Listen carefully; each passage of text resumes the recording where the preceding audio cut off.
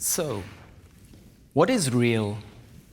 Well, obviously all of this, but what exactly is it? So, you all woke up this morning. A sense of self kicked in, memories returned, and you became aware of an external world. This means that you're an entity existing in a physical reality. But this begs three questions. What exactly can we know about these things? And what is the true nature of reality? And what is an I, anyway? Okay, so let's start with the first question of knowledge. The more you know, the less you understand. I know that I know nothing. Now, to be fair, these quotes are pretty old. Surely today people are less uncertain. Well, those who feel certainty are stupid, and those with any imagination and understanding are filled with doubt. This is from the great philosopher and mathematician Bertrand Russell. While differing widely in the various little bits we know, in our infinite ignorance, we're all equal. Karl Popper was one of the most influential philosophers of science. And in the same vein, our comforting conviction that the world makes sense rests on a secure foundation. Our almost unlimited ability to ignore our ignorance. Daniel Kahneman is the father of behavioral economics and a Nobel laureate. Okay, so let's agree that from a philosophical point of view, the notion of certainty is a bit tricky. But we've got science, which is a knowledge generation machine, or not. Ever since the Pythagoreans, people have realized that the book of nature is written in the language of mathematics. Or, in the words of the great mathematician David Hilbert, mathematics is the foundation of all exact knowledge of natural phenomena. But this raises a very profound question. What is it that breathes fire into these equations and makes a universe for them to describe? So basically, two miracles confront us here. The existence of laws of nature and the human mind's capacity to divine them.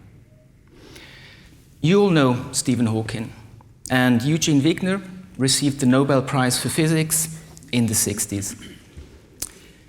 Physicists have often been puzzled about the general nature of science because fundamentally, we do not know why our theories work so well. And the deeper an explanation is, the more new problems it creates. David Deutsch is one of the pioneers of quantum computing. But bewilderment does not stop there. There is no logical path to these laws. Only intuition can reach them. Perhaps it is culture, rather than nature, that dictates the content of scientific theories. Now, intuition and culture don't usually spring to mind when one thinks about science. And they're also not really ideas one would associate with these two great physicists. So, yes, science works, and it gives us this amazing gift of technology. But what science exactly is, and why it works, well, no one really knows. And surprisingly, Kurt Gödel and Gregory Chaitin have showed us that at the heart of mathematics lurks incompleteness and randomness. Okay, to summarize, so what we've been talking about is called epistemology. This is a branch of philosophy dealing with the nature of knowledge. But just because our knowledge of reality turns out to be a bit elusive, doesn't mean that reality itself should be suspect. Now, philosophers use the word ontology when dealing with the nature of reality. So let's move on to the second question. What about the nature of reality? Well, modern physics has conquered domains that display an ontology that cannot be coherently captured or understood by human reasoning. Ernst von Glattfelder was a distinguished philosopher who coined the term radical constructivism. This is the idea that all knowledge is subjective. But what is he exactly talking about here? Let's zoom into the fabric of reality. In other words, let's enter the quantum world. These are symbols from the book of nature. This equation describes the birth of quantum physics. No one saw this coming. Indeed, Max Planck introduced it in an act of despair. And it turns out that this new realm of reality is a truly bizarre place. Particles behave like waves, and vice versa, depending on how you look at them. And there's an intrinsic level to how much information you can have. And everything is instantaneously connected to everything else. This is called entanglement, and you can use it to encrypt information. But things get worse. Some quantum experiments are truly mind-boggling. They appear to alter the past or break causality. Okay, so let's look at the universe. What do we find out there? Well, it turns out that of all the stuff there is, only 5% is ordinary matter. 26% is called dark matter, and again, no one really knows what it's made of. And 69% is dark energy, some mysterious force in the vacuum, making our universe expand faster and faster the bigger it gets. This was discovered in 1998 and was awarded with a Nobel Prize. And even things as innocuous as time can be very problematic under closer inspection. So much so that some physicists suspect it doesn't really exist. The passage of time is simply an illusion created by our brains. And what about emergence and self-organization? This is a map of the internet. It is as though there is this fundamental force in the universe driving it to ever higher levels of complexity and structure. Just think about ants. Where does this collective intelligence come from, which allows them to become this amazingly clever superorganism? And why can't we humans achieve this? Okay, so yes, reality is a truly bizarre place, but perhaps we can find a sanctuary of clarity and regularity within ourselves. Let's have a look at our brains and the way we perceive reality. Instead of reality being passively recorded by the mind, it is actively constructed by it. You're not perceiving what's out there, you're perceiving whatever your brain tells you. What we call normal perception does not really differ from hallucinations, except that the latter is not anchored by external input. Wow, but at least I'm in control of my mind, or not. The conscious mind is not at the center of action, but on a distant edge, hearing but whispers of the activity. The exact levels of dozens of neurotransmitters are critical for who you believe yourself to be. Beliefs about logic, economics, ethics, emotions, beauty, social interaction, love are all products of the biologically evolved hardwiring in the brain. These are the words of David Eagleman. He's a neuroscientist and author. And yes, things get worse. These two books are an embarrassment to any human being who believes in rationality. Countless experiments show how easily we can be manipulated without ever suspecting a thing. And don't fool yourself, we all fail equally at this. Other experiments have shown that the simple expectation of an experience will change how you perceive it. For instance, tasting wine you thought was expensive will result in neural activity in your pleasure center. Now, this does not happen for the same wine if you're told it is cheap. And the same is true for how you feel pain. And then we have the placebo and the nocebo effects, where your beliefs shape your reality. For instance, overdosing on sugar pills and nearly dying because you thought they were antidepressants. Then there is this thing called false awakening, where you dream that you wake up. To experience this can be quite unsettling. To wake up twice in a row is something that can shatter many of the intuitions you have about consciousness.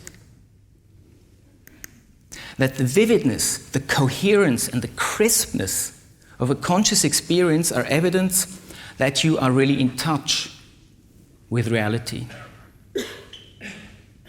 Thomas Metzinger is a philosopher of the mind who's interested in neuroscience. And he asks, well, how do you really know that you actually woke up this morning? And then things can go terribly wrong in the brain. This book on psychopathology is a frightening 800 pages thick. Jill Bolte Taylor studies brain anatomy. When she had a golf ball-sized blood clot in her left hemisphere due to stroke, this is what she experienced. My consciousness shifted away from normal perception of reality to some esoteric space where I'm witnessing myself having this experience. I can no longer define the boundaries of my body.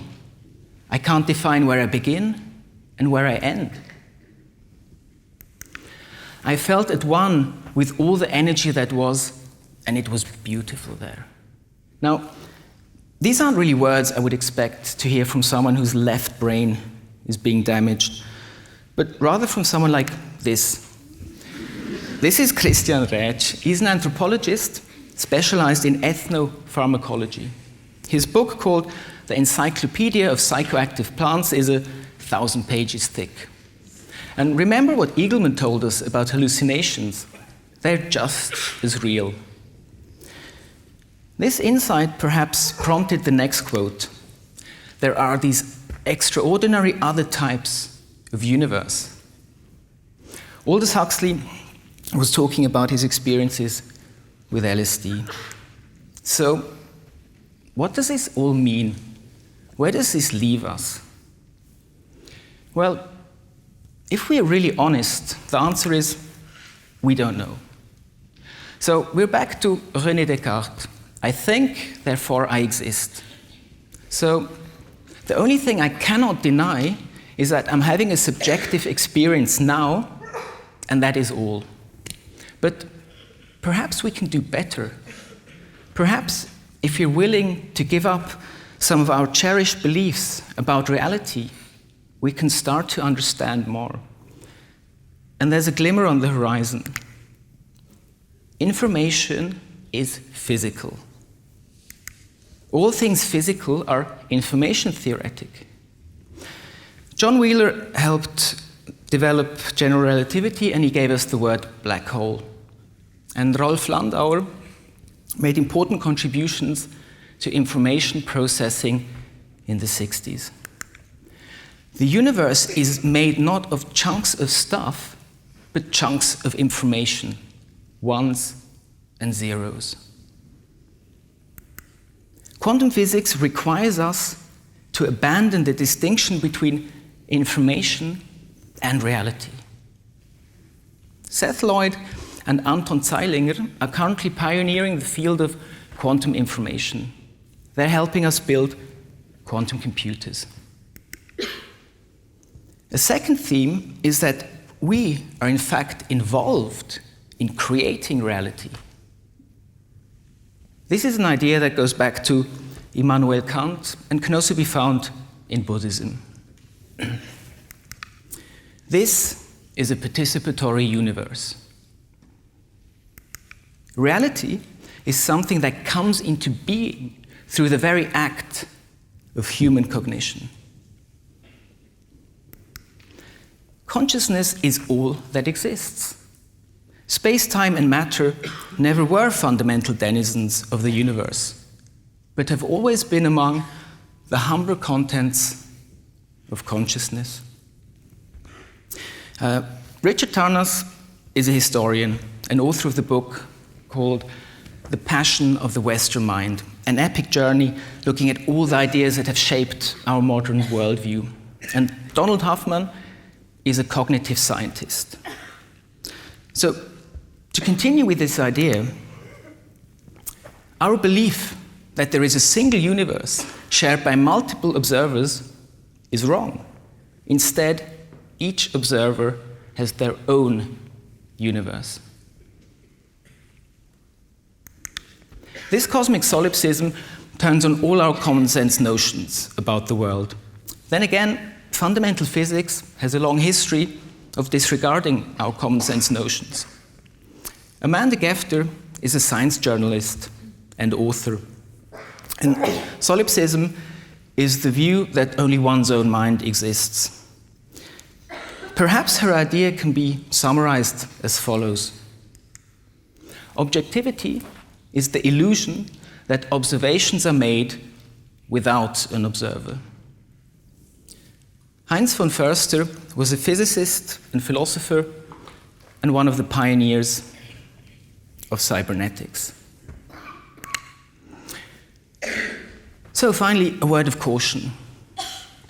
Although all these last quotes come from very sober and keen thinkers, they could be wrong. In fact, everything I've been saying could be wrong. But if it is really true that we are in fact in charge of our own universe made of pure information, then it is essential for us to look for wisdom and truth within ourselves. Perhaps looking for reality outside of the mind is going the wrong way. Thank you.